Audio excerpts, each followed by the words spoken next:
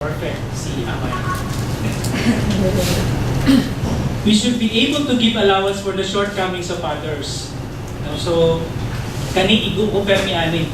So, kay dugay na ko sa community.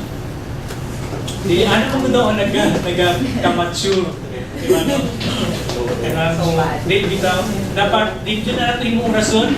No, the more gani nga nakadugay na sa community, the more na dapat taas atong pasensya. Pero masuwayan man gud ni pag naanata sa real world, no? When we go out sa nato sa trabaho, masuwayan din atong pagkapasensyoso. Next, love is kind. No, not an attitude of criticism, but posture and speech that is upbuilding and encouraging. Dili sa community nato, always ginatudlo sa atoan na dapat ang atong speech always upbuilding, no? Kung nakita nga sister nga nagpa-stretch ubog pero gwapo kay ang pagka-stretch nga maulang gihapon, no?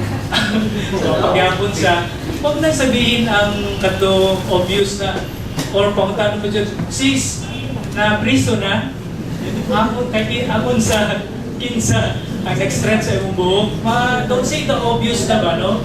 So para dapat diri upbuilding always, no? Encouraging words always. Next, love is not jealous, not coveting what others have, or begrudging another for having something you do not have. Kanang mag-ibog-ibog ba, no? Nana kay gwapong cellphone, nakakita lang ka sa imong kauban sa office, nagkaroon ng cellphone, magkabuang jud, no? Mangutang-utang, mag-loan sa pag-ibig, sa SSS, para makapalit og bagong cellphone. Yung mga lang gihapon, di man gamiton to mga 3G, 3G, or mga kuhan. Text man lang gihapon.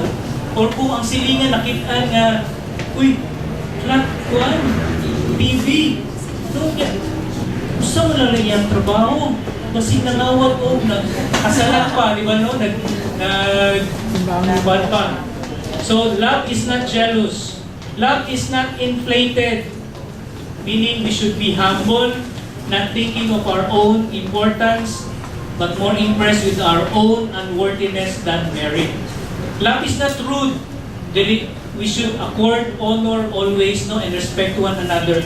Diri sa community, diri lang ko kakita nga walay tanan ginahatagan o kining respeto, no, mapa simple ka man nga tao, mapa out of school youth ka man or messenger ka man, tanan diri kuan pantay-pantay, no, ginarespeto, ginatagan og honor.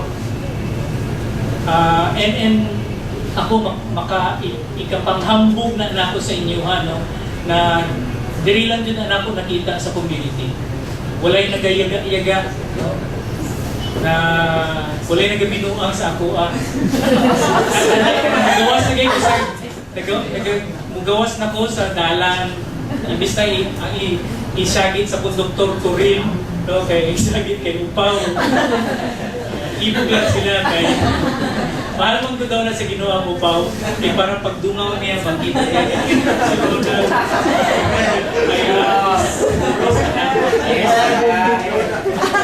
support.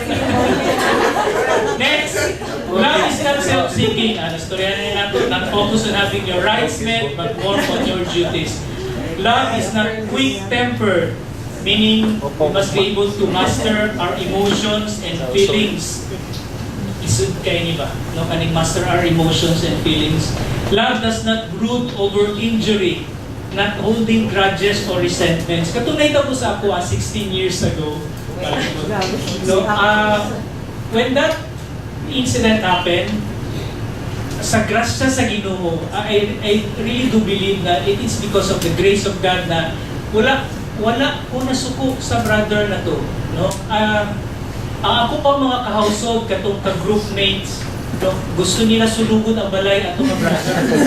Sa ilang kasuko, nagsunti pa sila na, bro, pag-file kaso, kaya para mahulong, no? Pero wala, nakita mo gud ako na itong ipangita na namo siya, no? So nakita lang ilang balay, nakita na ko kung pobre ni, mas pobre pa dun sila ba? Nahibalaan na mo na breadwinner siya sa pamilya. No, so what's the point of kining mag-file pa og kaso, di ba? Na-feel, na-experience na ako itong natanggal ko sa trabaho, and I don't want my brother to feel the same. No? So, wala dyan kasuko na niabot tong time na na-meet na ako after mga 1.5 years tong brother na to. Na uralan yun siya kuhan ba? Pag-storyahanay na mo, niya, nagbulag ni, no? Na kanang murag nag-storyahanay lang ko kanang brother na-meet na ako sa street. After that, nakasulti dito ko, wala na yun, wala na ko'y kasuko sa akong brother. No? So, dapat, love does not, we should not hold grudges or resentments. Next, love does not rejoice over wrongdoing. Meaning, we should always seek the good of others, even enemies. Okay? I do believe na, kato si Joey, no, na-adjutoy, maayon po sa iya. Maski na, siguro naipit lang to siya sa sitwasyon, mao nahimot to niya, maski na to modus good to nila, no? Pero ipit lang dito siya. I know that brother of mine is also is a good person. No? Love rejoices with the truth. Kani telling the truth to one another. Apilo na nako kining pag kanang mahuman gani mo diri or maski na dili pa mahuman, labi na ko kanang we should be true to ourselves pa. And pag naay i-share dahil nato ang kamatuoran sa atong whoever, to your DGL or to somebody na matrust nimo, kay the truth will set you free. I believe that, no? So I encourage na kanang mag-share, no? And pag naapod kayo nakita sa isa ka sister, isa ka brother na kabalo ka na dapat kani ang tinuod, sultian, no? Maski na og sometimes sakit siya ba kung isulti, di ba? Saying the truth sometimes makasakit yun. But if we need to do it, then we should do it. Next, love rejoices with love forbears. Can bear insult, injury, disappointment without taking counteraction. So dapat natay self-control. Love trusts, believing the best about other people. Love hopes, having a positive attitude towards life and problems, can remain joyful and peaceful under any circumstances. No, maski na pa og magkalit-silit siya ang kinabuhi, okay ra, no? Kay always hope, brothers and sisters, no, na there's a bright tomorrow, brighter. Ang ako kabalo ko, ang akong future bright girl.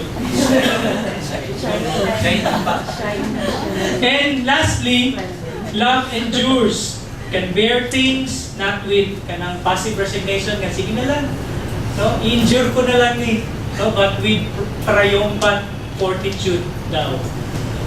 Now, kaning mga characteristics sa Christian love, when you go home tonight, you read 1 Corinthians chapter 13, verses 4 to 7, and you substitute I for love. Ako, gigamit din ako, no, after I heard this talk, gigamit na ako siya as basihan ba. So, gibutan ako siya sa dakong na, gisulat na ako siya, dikit na ako siya sa akong sa door sa cabinet. Tapos every night, when before I go to sleep, ako ginatanaw, was I patient today? Was I kind? No? And somehow it helped, no?